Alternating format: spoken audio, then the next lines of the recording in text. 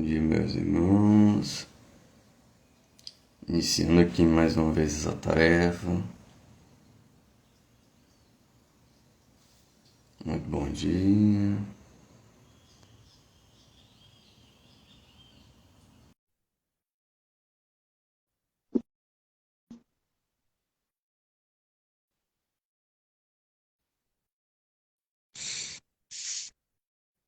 Bom dia. Bem, né?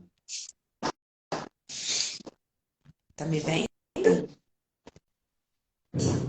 Tudo ótimo. Bom dia novamente a todos. Vamos dar início a essa tarefa de domingo pela manhã. Vamos iniciar fazendo a leitura de uma mensagem do livro Vinha de Luz, cujo título é Auxílio Eficiente. Inicia com um trecho do Evangelho de Mateus que diz: E abrindo sua boca, os ensinava. E a se distancia da multidão, raramente assume posição digna à frente dela. Em geral, quem recebe autoridade cogita de encastelar-se em zona superior. Quem alcança patrimônio financeiro elevado costuma esquecer os que lhe foram companheiros do princípio e traça linhas divisórias humilhantes para os necessitados. Quem aprimora a inteligência quase sempre abusa das paixões populares facilmente exploráveis. E a massa, na maioria das regiões do mundo, prossegue, relegada a si própria. A política inferior converte-a em joguete de manobra. O comércio desleal, ela procura o filão dos lucros exorbitantes. O intelectualismo vaidoso envolve-a nas expansões do pedantismo que lhe é peculiar. De época em época, a multidão é sempre objeto de escárnio ou desprezo, pelas necessidades espirituais que lhes caracterizam os movimentos e atitudes. Raríssimos são os homens que a ajudam a escalar o monte iluminativo. Pouquíssimos mobilizam recursos no amparo social.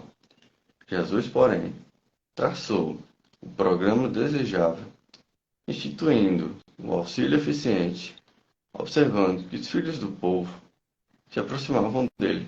Começou a ensinar-lhes o caminho reto, dando-nos a perceber que a obra educativa da multidão desafia os religiosos e cientistas de todos os tempos. Quem se honra, pois, de servir a Jesus, imite-lhe o exemplo. Ajude o irmão mais próximo a dignificar a vida, a edificar-se pelo trabalho sadio e a sentir-se melhor. Então, essa mensagem ela vem nos lembrar da base popular da grande obra do Cristo, apesar de ter iniciado dentro da casa simples de Simão Pedro, né? Ela foi utilizada para fazer com que essa semente se espalhasse, né? Em meio à multidão, em meio ao povo, porque nada havia de obscuro ou encoberto que não devesse ser revelado. Então, nesse momento, convido a todos que se encontram nos seus lares para que possamos ficar o mais confortável possível. Quem se sente à vontade pode fechar os olhos para se concentrar melhor e realizarmos a nossa prece inicial. Jesus,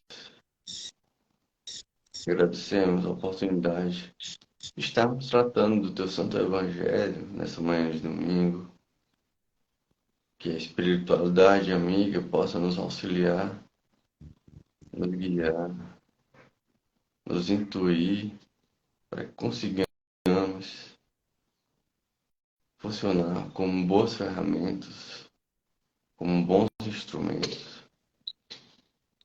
essa tarefa que é tua e vibrar, colocar os nossos pensamentos sempre voltados para o bem, para a tua divina luz, para o teu divino evangelho.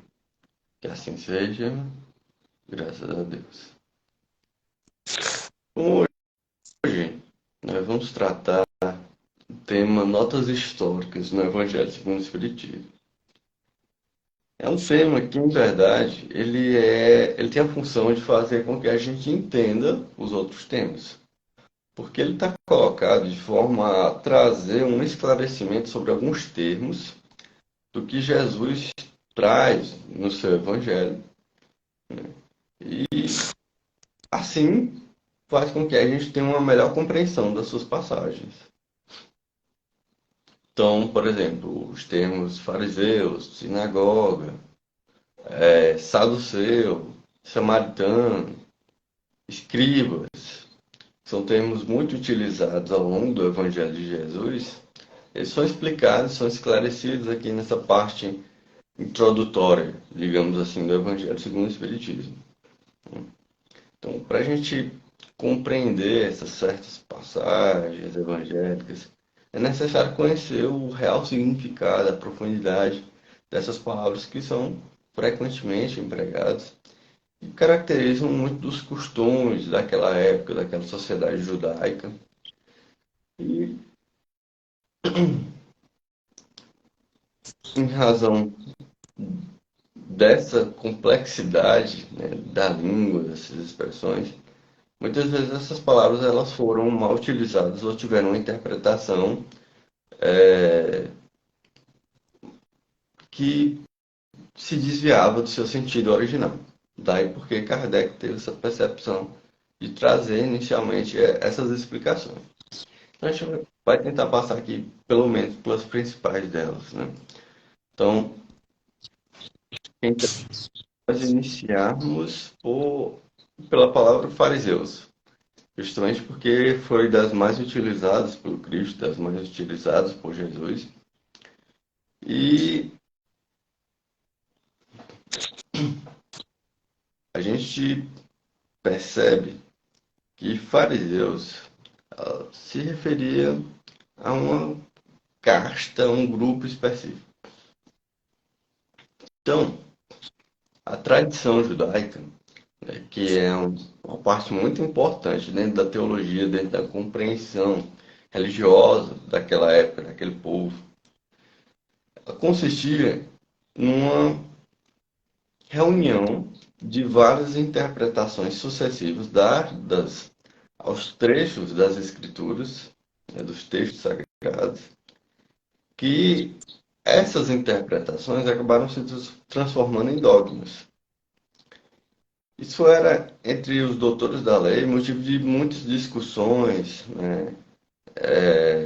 Como muitas vezes a gente percebe nas passagens evangélicas, que ali nos sábados, né, o povo ia até as sinagogas para ter essas discussões, e muitas dessas discussões às vezes giravam em torno de questões não tão complexas, questões simples, em torno de palavras, sutilezas. Muitas vezes se assemelhavam com disputas teológicas da época medieval. Então, daí, dentro dessas discussões, dentro desses debates, entre esses consensos e dentro também interpretações das mais diferentes, acabaram surgindo seitas. Cada uma delas acreditava ter um monopólio da verdade, ter um monopólio do que realmente de deter toda a verdade sobre a revelação divina. E entre essas seitas, a mais influente era a dos fariseus, muito citada por Jesus. E foi fundada ainda na Babilônia,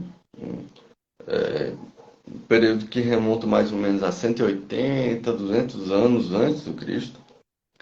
E os fariseus, eles também chegaram a ser perseguidos em diversas dessas épocas, né? E até que, em determinado momento, conseguiram retomar o antigo prestígio, retomar as honras, os bens, recuperando esse poder. E isso só veio passar mais ou menos no ano 70 depois de Cristo, quando houve uma grande dispersão dos povos judeus, né, quando houve a ruína do Templo de Jerusalém, e os fariseus acabaram se dispersando e por uma casta que praticamente sumiu. Mas eles, nesse meio tempo, né, eles desempenharam um papel ativo dentro dessas discussões, dentro dessas controvérsias religiosas, e foram observadores servis, acompanharam de uma forma muito dogmática as manifestações, as práticas exteriores de culto. Então, não por acaso Cristo, né, em algumas partes dizia justamente que, né, tem um trecho evangélico em que ele menciona que não é o que entra na boca que torna impuro o homem, mas o que sai da boca.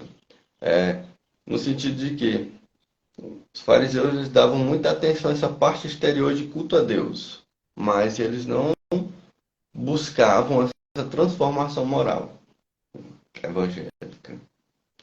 Então, eles traziam essa aparência de uma devoção meticulosa a Deus, né? E eram muito orgulhosos e tinham um desejo de dominação muito grande, né? Podemos observar isso no trabalho deles no Templo de Jerusalém. Então, a religião era para eles um instrumento, um degrau para chegar a isso, para chegar a esse desejo, para instrumentalizar esse desejo de poder, para que, por meio dela, da religião, eles alcançassem os seus objetivos, que na verdade eram terrenos, eram objetivos materiais. E, apesar disso, teoricamente, eles acreditavam na providência divina, na imortalidade da alma, na eternidade das penas e também na ressurreição dos mortos.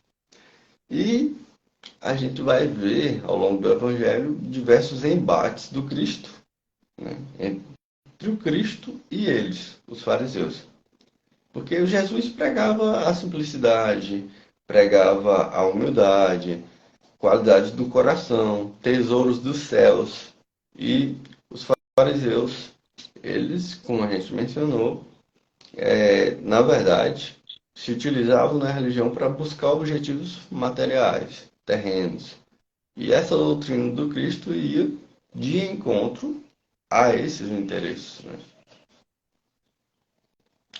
O próximo termo que a gente gostaria de trabalhar é o dos publicanos, que é outro também, né? Eu tentei elencar aqui em ordem de relevância, ou pelo menos em ordem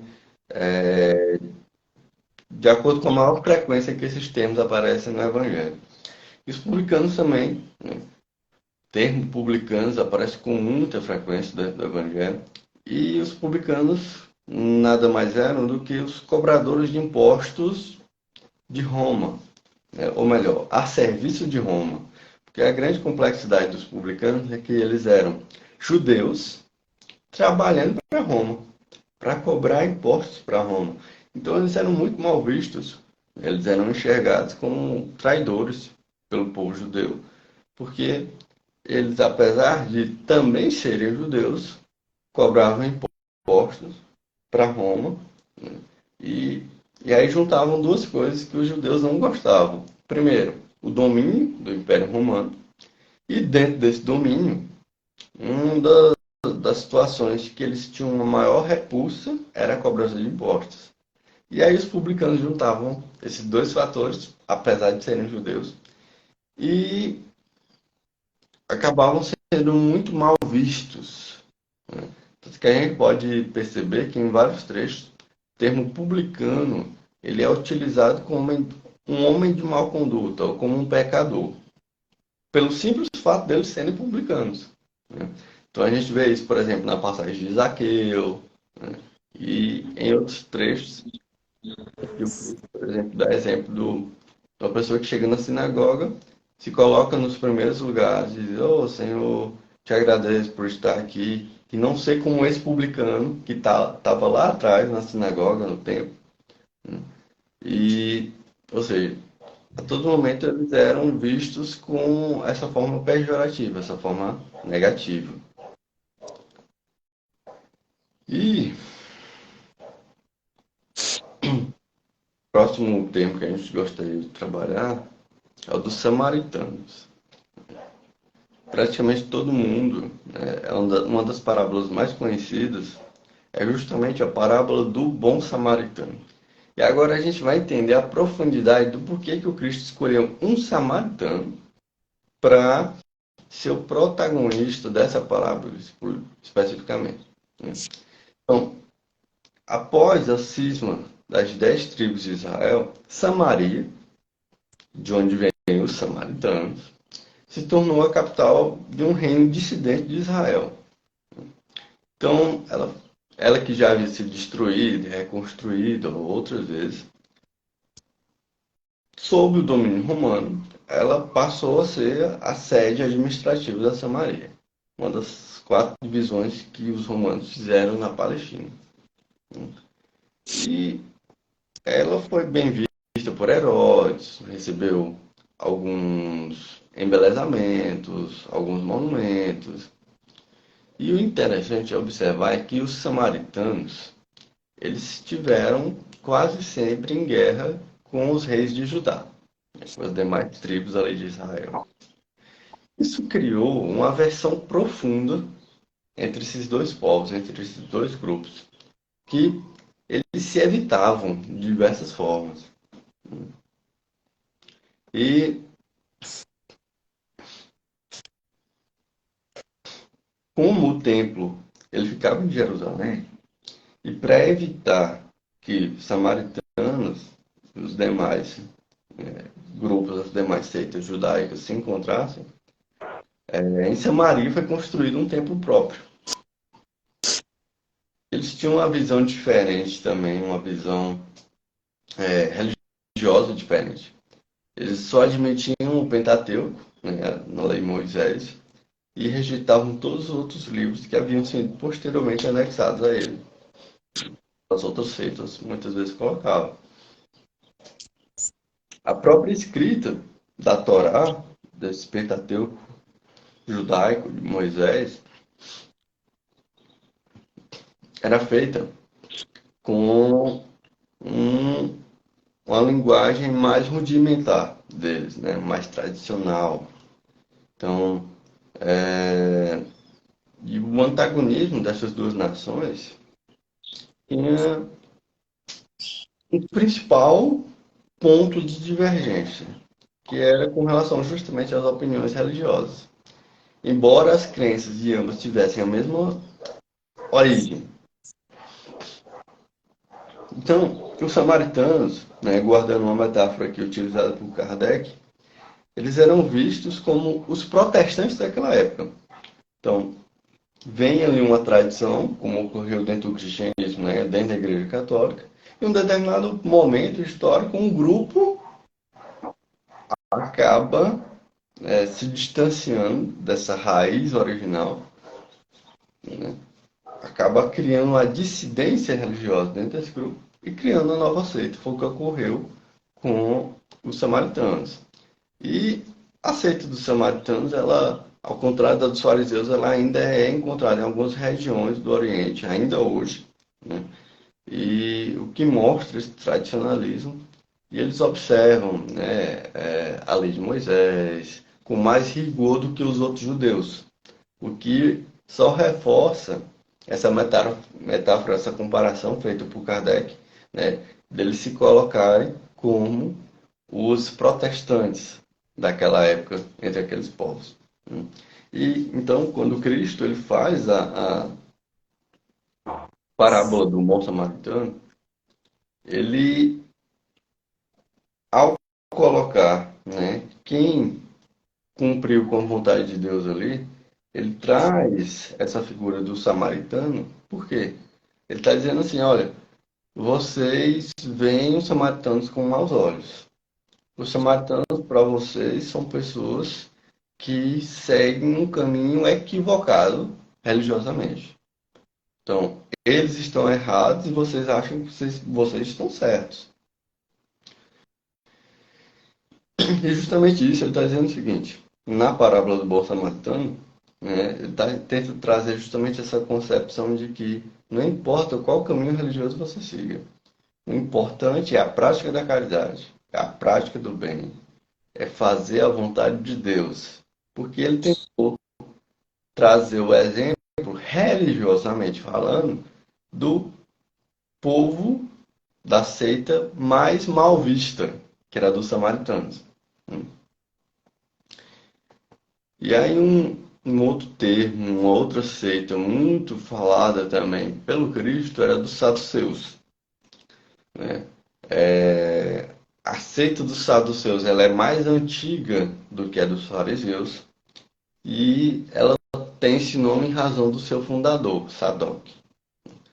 Os saduceus eles tinham uma visão muito mais materialista, né? Uma visão religiosa muito mais materialista. Eles não acreditavam na imortalidade da alma, eles não acreditavam em ressurreição ou na existência de anjos bons e maus, mas eles acreditavam em Deus e eles não esperavam nada depois da morte. Ou seja, para eles, todos os gozos, todas as felicidades, elas só poderiam acontecer aqui e agora, no plano terreno. Então, após a morte não havia nada. A única vida, a verdadeira vida era essa para eles. Então, eles buscavam essas recompensas temporais, essas recompensas materiais dentro dessa vida. E deu para eles o que importava era a satisfação dos sentidos materiais. E aí, religiosamente falando, eles se apegavam ao texto antigo da lei, da Torá, né, da lei de Moisés, e eles não admitiam essas mudanças efetuadas pela tradição das discussões em sinagogas, nem qualquer interpretação, era letra de lei, era o que estava escrito ali, né, dentro da Torá mosaica.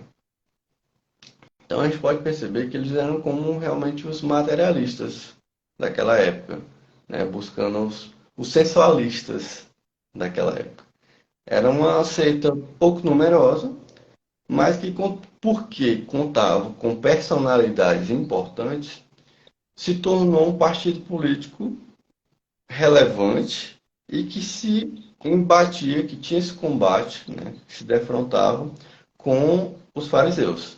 Então, saduceus e fariseus eram como rivais políticos e religiosos nesse sentido. O outro que a gente vai trabalhar, que era muito utilizado também pelo Cristo, é dos escribas. O que eram escribas? O Cristo se utiliza muito dessa expressão. A princípio, os escribas eles eram secretários dos reis de Judá, né, que os assessoravam ali, tomando nota, escrevendo, né. Mais tarde, essa designação ela foi aplicada aos doutores da lei, que ensinavam a lei de Moisés, né. Então, o Cristo, no Evangelho, já utiliza essa expressão nesse segundo sentido. Quando ele fala dos escribas, ele normalmente menciona os escribas e os fariseus. Não façais como faziam os escribas, como fazem os escribas e os fariseus. Então, é um grupo religioso, né, os doutores da lei do Templo de Jerusalém, muito próximos ao dos fariseus. E porque eles interpretavam a lei de Moisés para o povo. E tinham uma causa comum com os fariseus.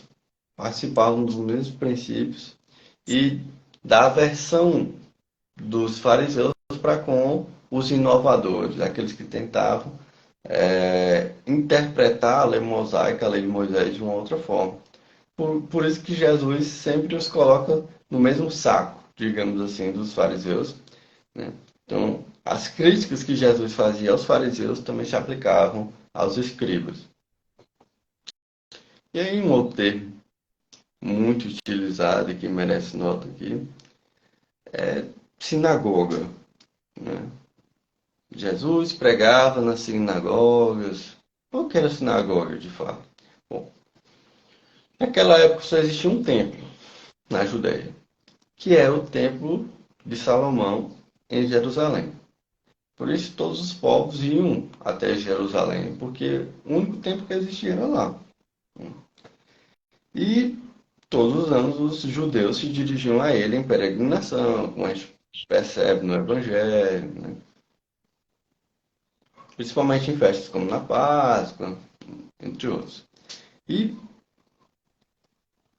a gente vê que Jesus fazia diversas viagens nesse sentido, para Jerusalém, para ir até o templo, né, como a última Páscoa antes da crucificação. Então, se só existia um templo e ele era em Jerusalém, como é que ficavam as outras cidades? Então, enquanto Jerusalém tinha um templo, as outras cidades tinham sinagogas, que eram o quê? Edifícios mais simples, em que os judeus se reuniam aos sábados para fazer suas preces públicas sob a direção dos anciãos dessas sinagogas, dos escribas, dos doutores da lei. Então, ali eles faziam leituras dos livros sagrados, seguidas de comentários, explicações, e era um momento aberto, público. Por isso que Jesus, sem ser um escriba, sem ser um doutor da lei, ele pregava nas sinagogas, porque isso era aberto ao público, né? Ele não era um sacerdote, mas tinha essa abertura de poder ensinar nas sinagogas aos sábados. E depois que o templo de Jerusalém ele caiu, né, e houve essa dispersão dos judeus, as sinagogas elas passaram a funcionar como templo, porque o grande templo de Jerusalém tinha acabado por cair, né? E seguindo adiante, a gente vê agora os nazarenos. Quem eram os nazarenos? E quando a gente vê essa expressão, às vezes a gente remete ao Cristo, né, chamado Jesus de Nazaré, mas os nazarenos eram um nome dado na antiga lei aos judeus que faziam votos por toda a vida ou por algum tempo de conservar-se em uma pureza perfeita.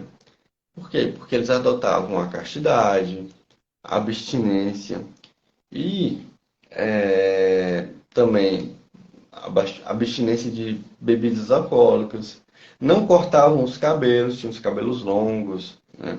Então, alguns personagens bíblicos, né, que eram nazarenos, Sansão, Samuel, João Batista era o nazareno, né? E mais tarde, os judeus eles deram esse nome de nazareno aos primeiros cristãos para alusão a Jesus de Nazaré, né? Então, posteriormente, é que esse termo de Nazareno ele passa a ter essa referência direta ao Cristo, mas já era utilizado antes, né?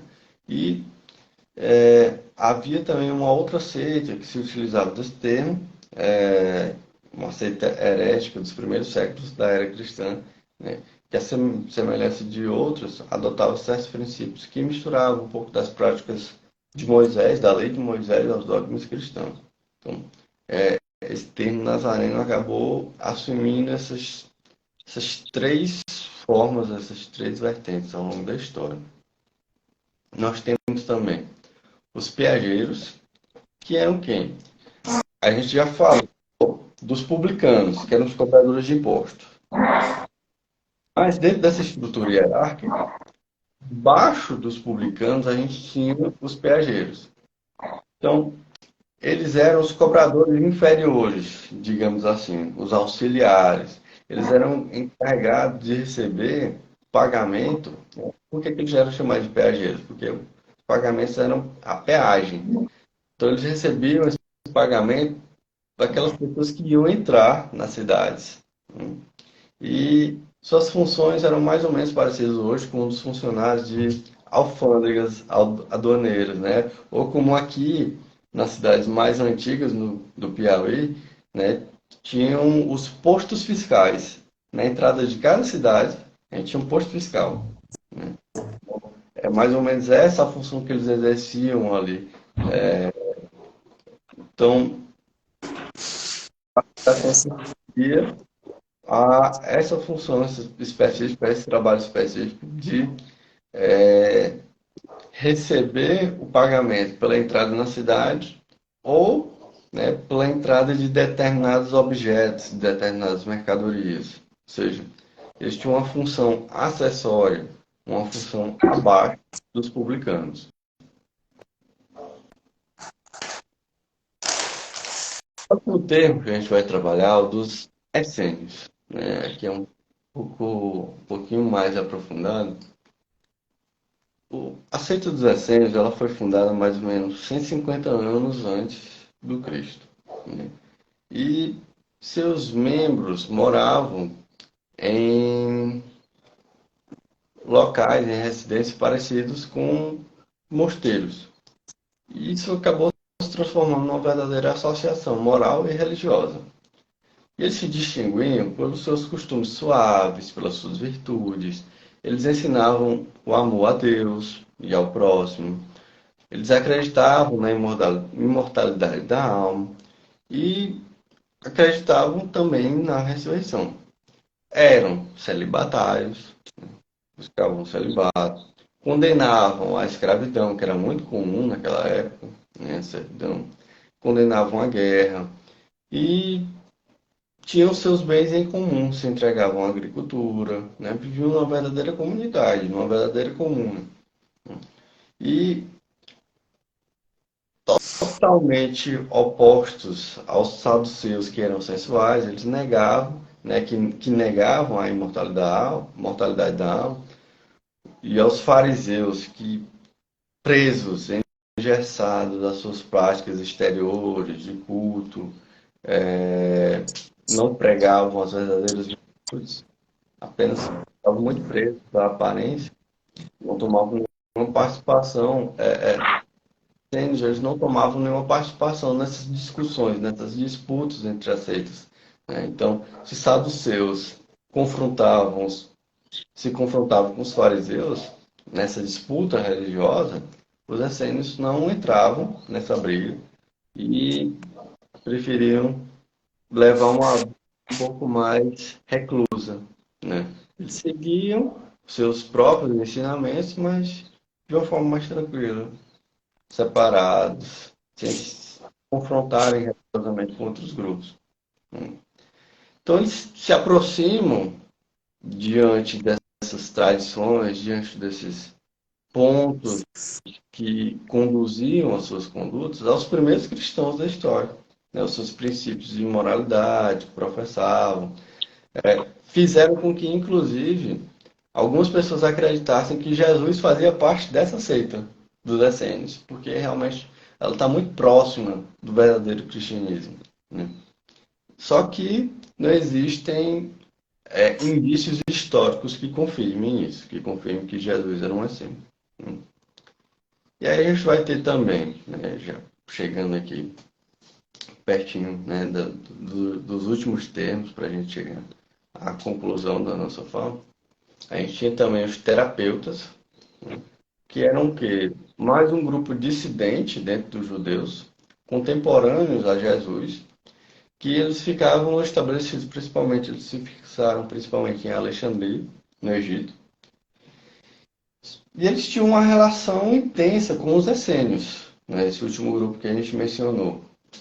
E os princípios que eles professavam também eram próximos daquilo que os essênios pregavam, então eles buscavam essas virtudes, essa transformação moral, né? Também defendiam o celibato, uma contemplação à vida solitária, o que acabou transformando eles numa verdadeira ordem religiosa. Né? E,